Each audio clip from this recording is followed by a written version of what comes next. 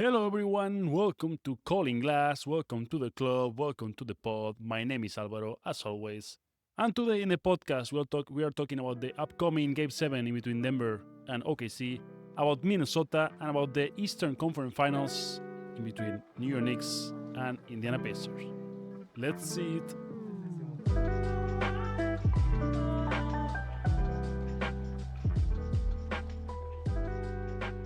Hello, welcome back. Like I said, today we have various topics. It's going to be a quick podcast today. But before I jump into the Game 7 between Denver and OKC, the upcoming Game 7, I haven't seen, probably when I upload this, it has already happened, but not. I'm recording this. But first of all, I want to talk about the injuries. Because after a fantastic round 1 of the playoffs, the round 2 of the playoffs have been, has been a bit watered down because of the injuries. We have seen many players go down: Lillard, Tatum, Curry, Darius Garland, and the level of play in this second round hasn't been the same. It's been a bit lower because of these injuries, and this is a problem. This is a problem for the basketball lovers.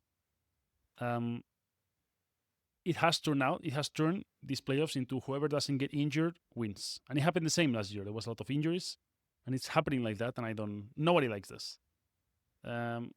Honestly, I think maybe the NBA should consider some changes. Of course, I'm not an expert in health, but I'm sure they have some health experts. But I also know that playing a playoff intensity game and then 48 hours later playing another one is not good for the for the health of the players. I think at least they should have 2 full days off in between games, so 72 hours in between games, not playing each like every other day. That's too much, I believe. So I think the NBA should consider, Adam Silver, if you're listening, maybe you should consider. People say about having less games, right? Like making the season shorter or maybe less playoff games as well. I don't know if that's a solution, because that would mean that all the historical data cannot match with the new seasons because there is less games and stuff. But another option is to make the season longer. So this means that instead of starting end of October, you can start 1 month earlier, end of September. And instead of ending or like mid-June or like mid-June with the finals, maybe you can push that 15 days or even 1 month later and finish in July. It's true that for the guys that go to the finals, they will have a shorter summer. They will have like half July, August, and then almost full September. But anyways, I think that's better than not having players to play. So yeah, I think that would be a good solution. Because the truth is that nobody wants to see the Warriors without Curry. Nobody wants to see Boston Celtics without Tatum. Nobody wants to see like Darius Garland limping in the game. So yeah. But okay.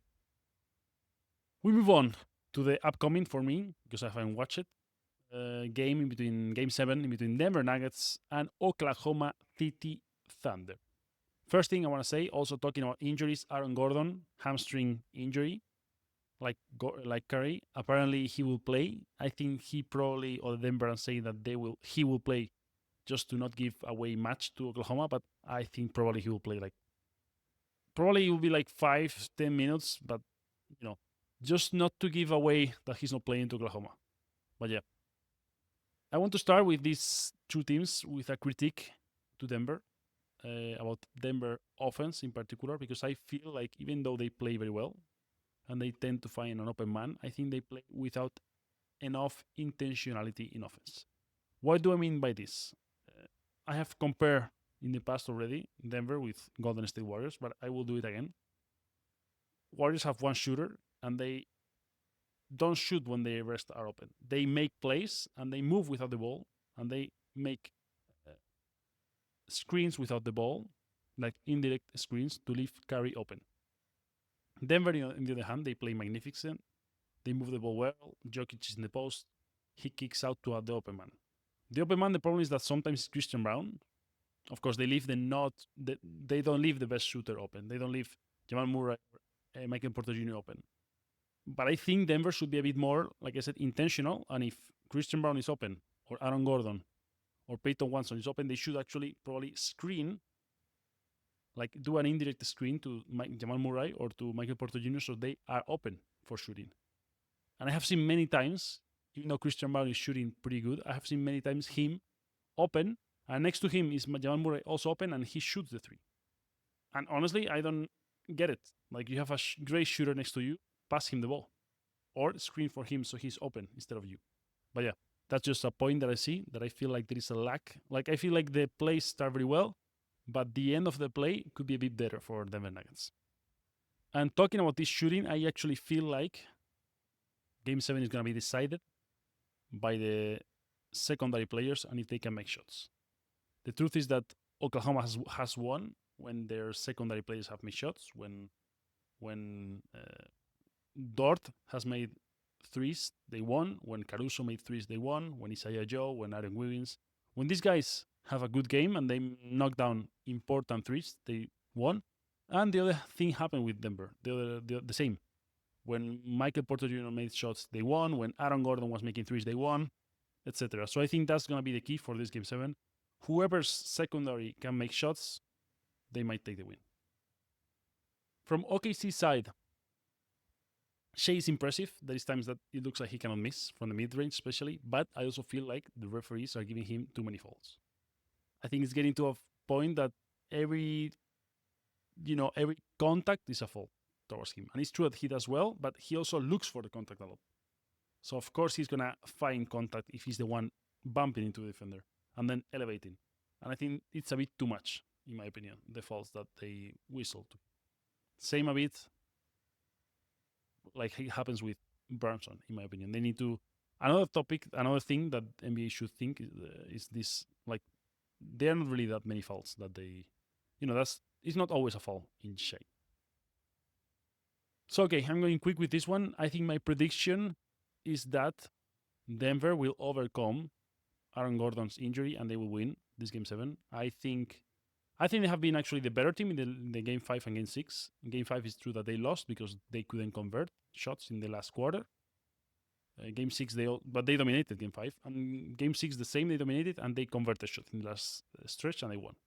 And I expect the same. I think they will probably dominate. And it's going to be up to them. If they can make shots down the stretch, they will take the win. If not, and Oklahoma gets hot, they might win. Because Oklahoma, there is many players that can get hot from Oklahoma. So that's their advantage. It doesn't have to be... I mean, Shea has been always great, but the other players, it doesn't have to be anyone in particular. It can be anyone. From Denver, it has to be... There is less options to get hot. But yeah, I feel like Denver has more experience with Game 7s. I think Jokic likes Game 7s. And I think Jamal is looking good in the last games, even though he was sick, but he's looking fresh. And yeah, and I expect also a good MPJ game. So yeah, I think they will win it in 7. That's my prediction. Next thing I want to talk about is Minnesota Timberwolves, the team that is already qualified for the conference finals from the West. What a heck of a team.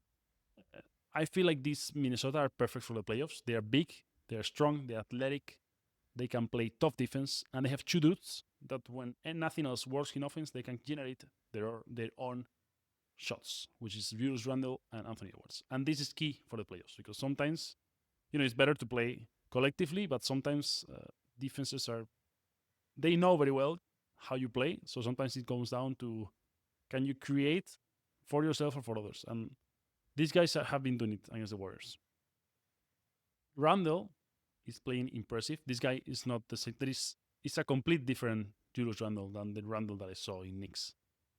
This Minnesota Randle is a different player. He's like smarter. He plays like he doesn't, he plays within his role, let's say. He doesn't try to do too much. He doesn't try to have to bounce the ball in three-pointer and attack. He attacks when he has the advantage, and he does great. And I think he's shooting also good. I think he's really playing, and he's really showing that he's a great player. And when the trade in between Julius Randle and Karl Anthony Towns happened, in my mind, it was clear who was the better player. Cat. Now, after these playoffs, it's true that Cat has been playing well, but Julius has been so constant and so good also that I don't even know who's better at this point. And I don't even know who's better for Minnesota because Julius Randle is doing great for Minnesota. So, yeah.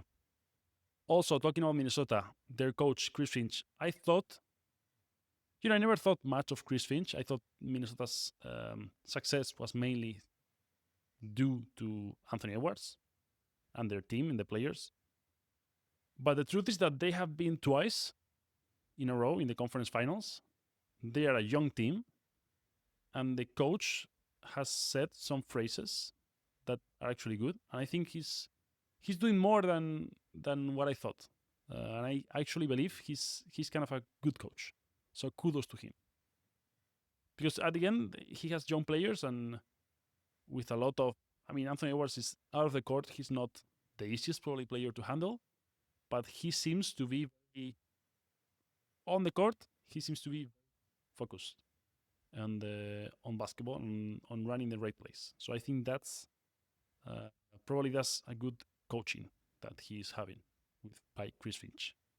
And last thing I want to say about Minnesota is that let's see who they face in the conference finals from the West. I think they have a good chance to make the finals in Minnesota.